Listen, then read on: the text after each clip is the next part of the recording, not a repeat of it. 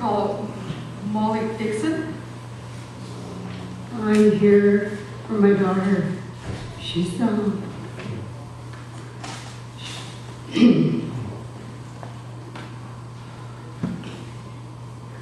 a mother of two, and my daughter, Angeline, I'm 8. She's been missing May 19th to 20th of this year, downtown Vancouver. Last time I spoke with her on the phone, she was downtown walking about with her boyfriend at the time. And then they got into a fight, and he was arrested but released the following day.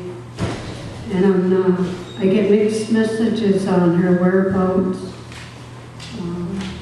She's very loved by her grandmother, Eileen Nelson from Port Hardy, and her brother, Christopher, and her son, Daryl Jr.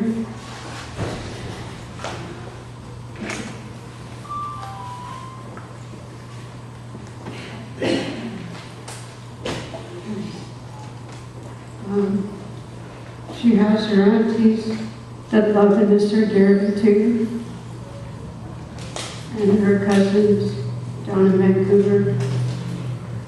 They did a candlelight vigil on Main and Hastings for her last night, and they did one in Port Campbell River. My sister Tamara held that in Campbell River for her, and there was one in Port Hardy at PHSS candlelight vigil, and one at my mom's house in Quixino Reserve. It's great to have all the support in the family, immediate family and extended family. We just pray for her to return home safe and sound. And I'm very upset.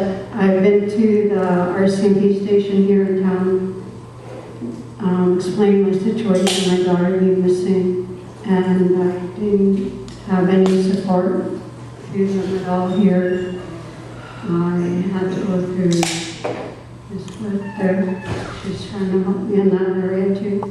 But with the RCMP here in town, they were very helpful for my daughter, because I reported her missing, right? And I feel that this community needs all the support from the RCMP, which I haven't got from them. She's been missing too long, and getting mixed messages from her on her whereabouts, and we all love her dearly and just want her home safe. And I like this to go worldwide on news. And my daughter is 28 years old, born December 5th, 1982. She's 5'7", with long brown hair, brown eyes, and she has a tattoo on her chest of a butterfly. I have a picture of her right here, my daughter. And I'm not too sure if she's not with her boyfriend at this time. And there's a Ojibwe, Rob Calden, and very concerned if she is with them.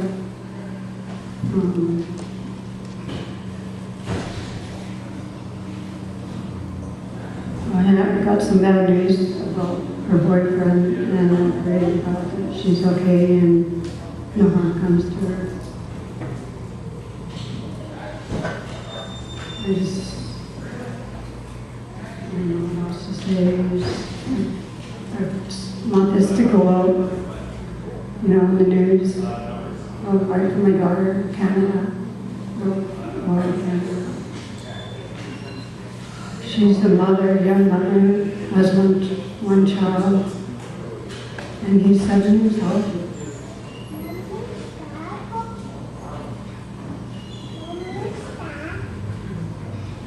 It's not like my daughter to not contact any family members.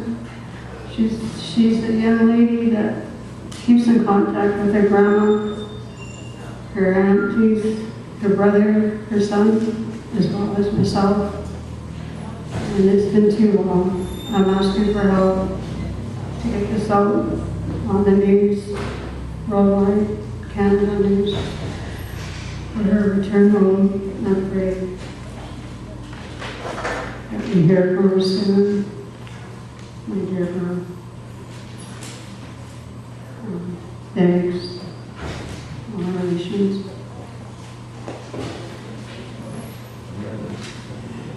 Ms. Dixon, do you mind if I just ask a couple of questions? I don't mind. Part of the work that we're doing, and it's in the questions that have been written down before, but I'll just read to you, and I want to ask you if you have any suggestions or help to offer the commission. So, one of the questions is, what can you tell us about your experience with the police at any stage of the initiation or conduct of an investigation into a missing case? So that's the first question. I think you've already told us that you have some concern about that. So, Yes, we're here in Rupert. so here's the next question, and you may have some thoughts about it. The question is, what kind of barriers have you encountered in dealing with the police in a missing case? What could be done to overcome? And so what I want to just ask you is a couple of things about that. First, when you talk about your daughter going missing, did she go missing here in Prince Rupert? No. In Vancouver. Vancouver and downtown. So have you been in contact with Vancouver police? North Vancouver, because that's where she was living. And North Vancouver are dealing with it right now. Constable Julie Ash. And that's who I keep in touch with at least once a week. So when you were talking about RCMP, you're meeting with people in North Vancouver, not here? No, here, because I came here first to ask for help for my daughter, and they told me they couldn't do it because she lived in North Vancouver, and I was trying to get support to get some contacts done that way. And then did that answer make sense to you? And did you then go to North Vancouver? Well, that's what I have to do, yes. So that's not the problem right now. Well, I was hoping to get all the support I could from up here, for my daughter, where I could be able to use the phone and contact them anytime possible, right? For information on my daughter, or give information about my daughter. And they just turned me away and said that they weren't able to help me here, that I'd have to phone down there. So what do you mean you were turned away? Well, that's what happened. They said we can't help you because she's missing down in North Vancouver. Were you able to make phone calls? Well, I was able to, my common-law, and then I got a registration with a calling card. Yeah. So if there were one or two things that you would really want to be changed about what's been about your experience, can you offer any comments to the commissioner that might help you in thinking about what is heard?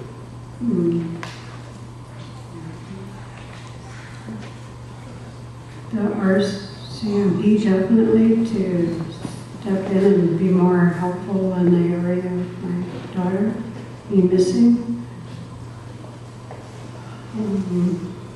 A network here somewhere in town to be able to contact other air outside of Rupert, like for myself and my daughter. She's, her residence was in North Vancouver last time I spoke with her, and she was downtown east side of Vancouver. When I talked to her, walking around with her boyfriend. Thank But you. yeah. Thank you. Thank you.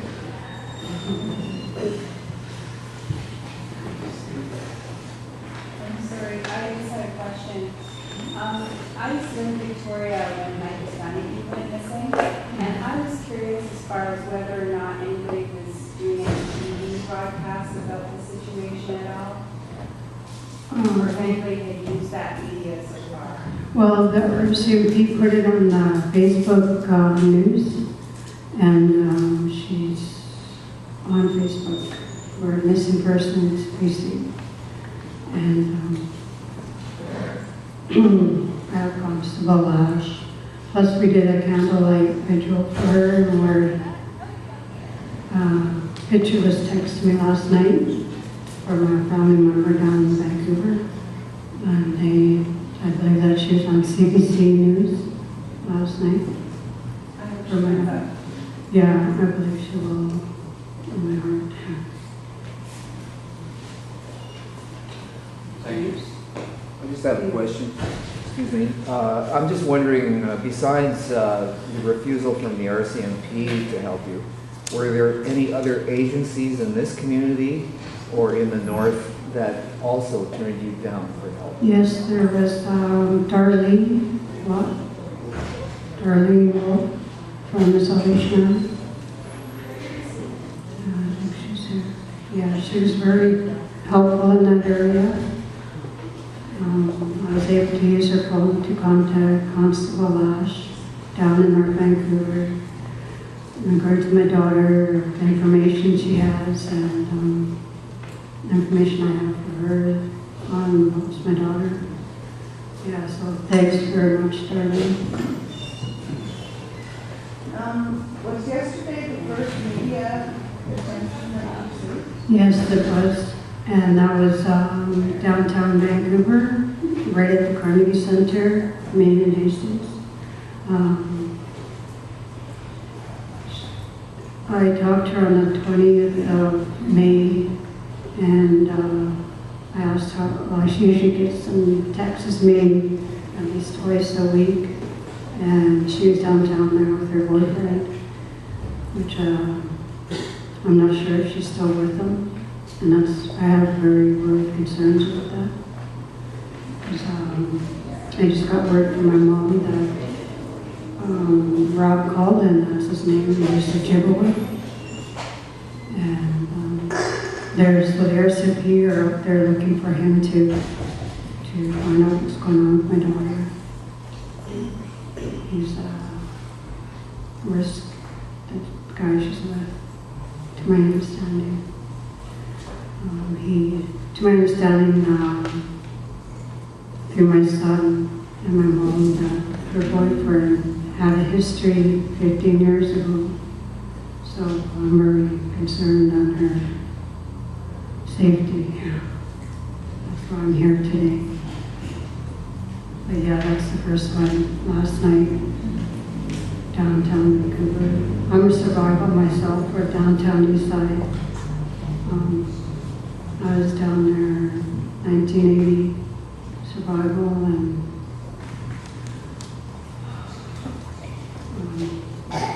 being here, and I've heard while I was down there, I know a lot of girls that went missing down there. There were acquaintances and friends too that got murdered and are missing. I'm just very upset with my daughter being down there, and was down there. And so I don't know, she's being home with her grandma and her brother and son, her relatives.